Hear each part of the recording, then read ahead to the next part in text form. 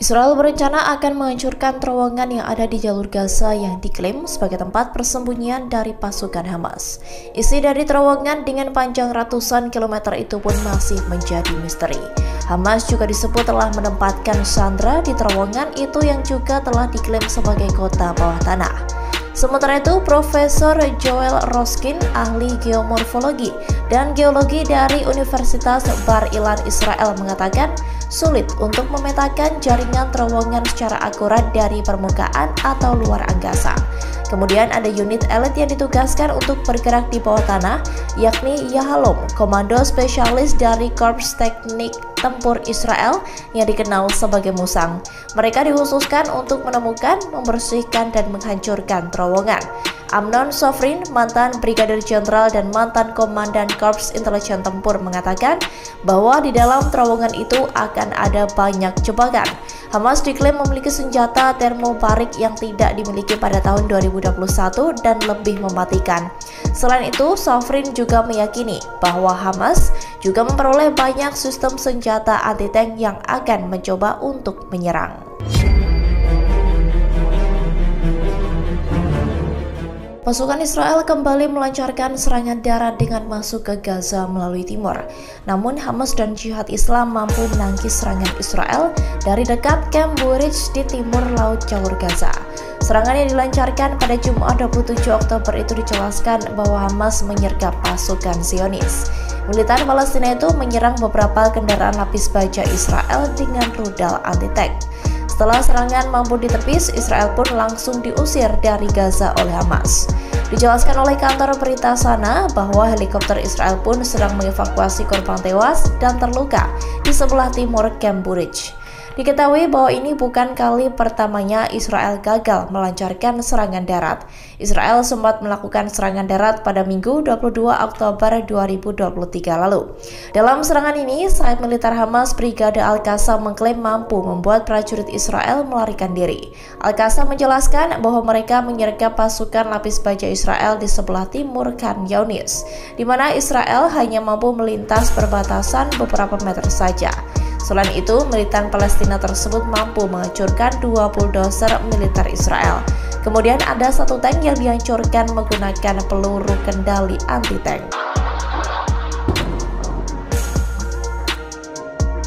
Perang antara Hamas dan Israel kini menjadi semakin memanas sejak konflik pecah pada 7 Oktober lalu. Sebab berbagai pihak kini mulai ikut berperang hingga Israel disebut menghadapi 5 front. Yaman mengatakan bahwa Israel sekarang menganggap Sana'a sebagai front kelima selain Lebanon, Gaza, Suriah, dan tepi barat. Kini Yaman memfokuskan melakukan penyerangan di wilayah selatan. Dewan Politik tertinggi Yaman mengatakan bahwa Sana'a memantau dengan cermat situasi saat ini. Mereka tak akan berdiam diri dalam melihat penyerangan terhadap rakyatnya di jalur Gaza. Sementara itu, pakar urusan strategis Israel Yoni Ben Menachem menyatakan pada Kamis lalu bahwa Yaman telah bergabung dengan pertempuran melawan Israel. Pernyataan itu disertai dengan serangan pada awal pekan lalu ketika Amerika Serikat mengumumkan bahwa kapal perangnya USS Carney mencegat senjata yang diluncurkan dari Yaman ke Israel. Setidaknya ada 4 rudal jelajah dan 15 drone yang ditembakkan Sana'a menuju Israel. Operasi Yaman dilakukan sebagai bentuk solidaritas terhadap rakyat Palestina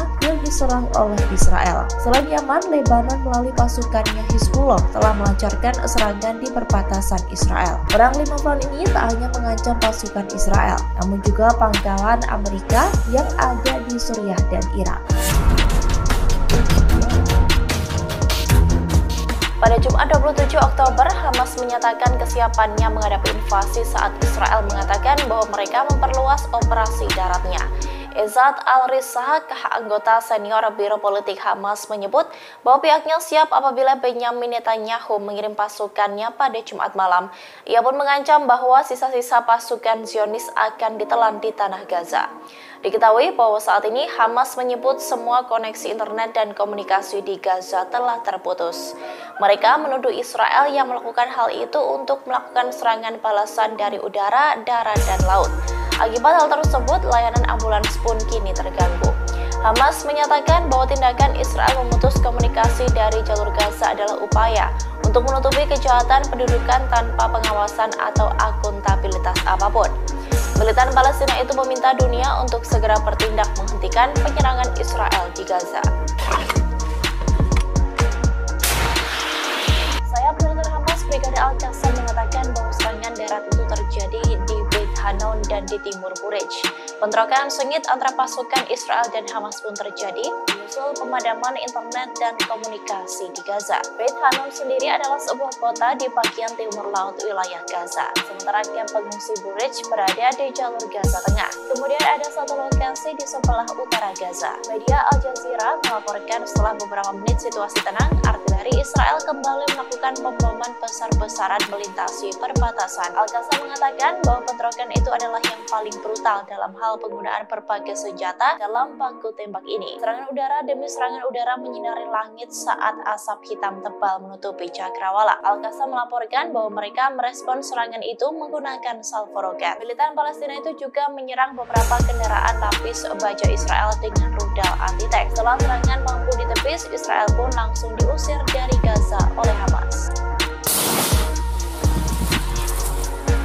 Hal ini disampaikan oleh mantan Kepala Staf Angkatan Darat Israel dan Halutz pada Kamis 26 Oktober. Halutz mendukung gagasan pemecatan Benyamin Netanyahu selama perang dan diganti dengan sosok lain untuk memimpin perang. Ia juga menyatakan dukungannya terhadap pertukaran tahanan Israel di Gaza dengan tahanan Palestina di penjara Israel. Halutz menyarankan agar narapidana Palestina yang akan dibebaskan dalam pertukaran tahanan itu ditahan kemudian. Ia menilai bahwa hal itu akan sepadan nilainya. Halutz yang merupakan Panglima militer selama Perang Lebanon kedua pada tahun 2006 itu menekankan bahwa dirinya menyoroti perang ini dengan serius. Ia juga memperingatkan agar tidak melancarkan serangan darat di Gaza sebelum membebaskan para tahanan Israel. Sebab menurutnya Hamas akan mengeksploitasi para sandera dan melancarkan perang psikologis. Terlebih hal itu juga bisa membahayakan para sandera yang bisa saja terluka, bahkan tidak kembali ke negaranya. Hampir setiap hari, keluarga tahanan Israel yang ditahan oleh Hamas melakukan protes menuntut pemerintah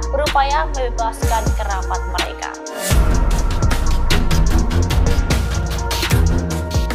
Ancaman itu diklaim oleh Israel setelah Hezam Al-Assad, anggota Biro Politik Houthi, menuliskan sebuah cuitan di akun X pribadinya, di mana Assad mencuitkan satu nama kota Israel, yakni Eilat.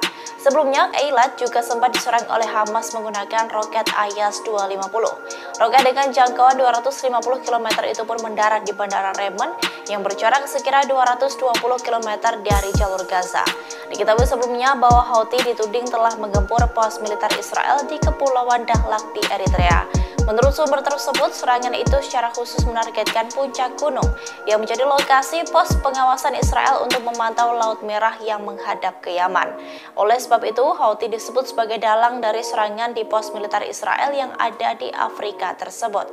Sumber itu juga mengatakan bahwa akibat serangan tersebut, seorang perwira senior militer Israel tewas dalam serangan ini.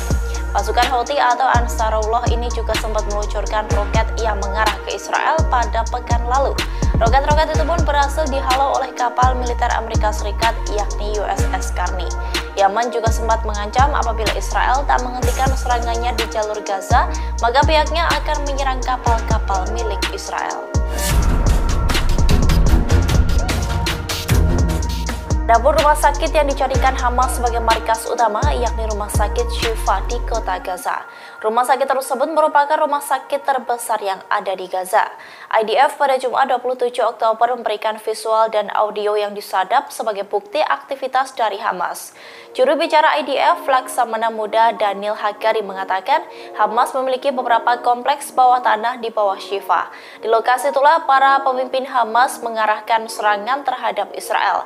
Hagari mengatakan Israel memiliki informasi intelijen bahwa terdapat beberapa terowongan menuju pangkalan bawah tanah dari luar rumah sakit, sehingga pejabat Hamas tidak perlu masuk ke rumah sakit untuk mencapainya.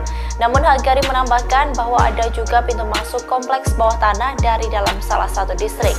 Namun klaim dari Israel ini ditepis oleh Hamas. Pejabat Gerakan Perlawanan Islam atau Hamas Palestina, Ezat El-Resik, membantah tudingan Israel yang mengatakan Hamas menggunakan rumah sakit Al-Shifa sebagai perisai infrastruktur militer bawah tanahnya.